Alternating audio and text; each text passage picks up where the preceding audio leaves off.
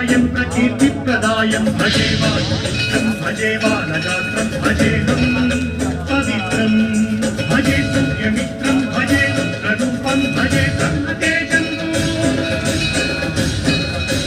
అది రామాయణ మహాయుద్ధం భీకరంగా సాగుతున్న తరుణం.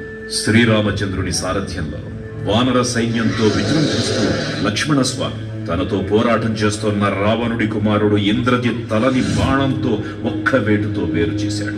ఇంద్రజిత్ మరణ వార్త విన్న రావణుడు ఆవేశంతో ఊగిపోయాడు. ప్రతీకారం కోసం పాతాళ లోకాధిపతి తన సోదరుడు అయినటువంటి మహిరావణుడి సహకారం కోరాడు.